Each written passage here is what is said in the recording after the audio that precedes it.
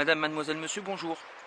Alors cette vidéo pour vous partager ce qui va se passer au potager des terres rouges pendant l'hiver. Bon, vous me connaissez, hein, quand je prends la pelle et la pioche et qu'il faut terrasser, j'y vais. Ceux qui me suivent savent que dans le potager des terres rouges, il n'y a aucun accès pour un tractopelle ou pour une voiture ou quoi aux caisses. Tout ce qui monte ici se monte à dos d'homme. C'est un potager qui est c'est une ancienne forêt, ce potager qui est dans une montagne.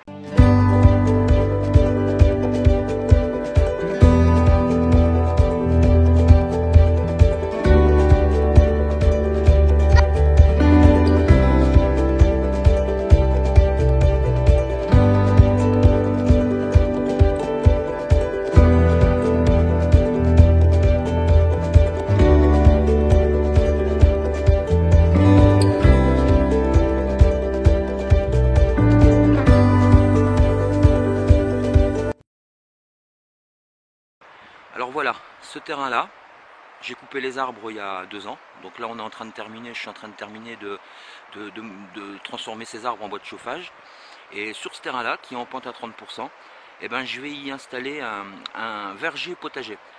Bon, le problème c'est cette pente de 30%. Donc je vais utiliser un système de baissière.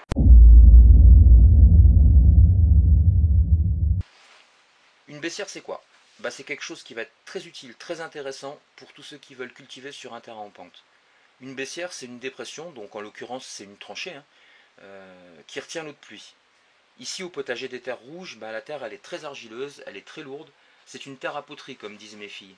L'eau a du mal à y pénétrer et en plus cerise sous le gâteau, le terrain est en pente. Quand on fait une baissière, il ne faut pas tirer une ligne droite. Quand on creuse sa tranchée dans un terrain en pente, il faut se mettre à niveau. Cette tranchée doit suivre la courbe du terrain. Mais je vous montrerai ça dans les vidéos qui vont suivre.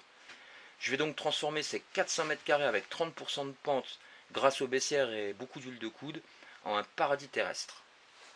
Donc pour vous situer, ici on a la pâte à trait.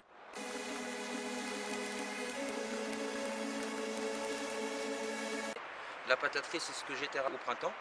Derrière moi on a le potager de la rase.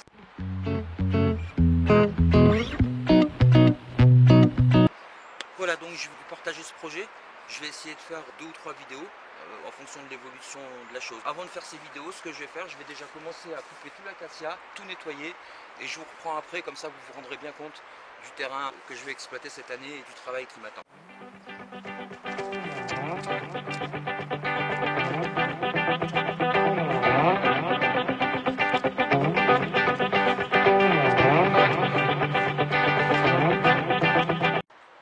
Ça y est, c'est fait. J'ai coupé tous les acacias qui étaient repartis cet été, parce qu'il y avait beaucoup d'acacias dans cette forêt, et quand on coupe un acacia, bah, il fait plein de petits rejets.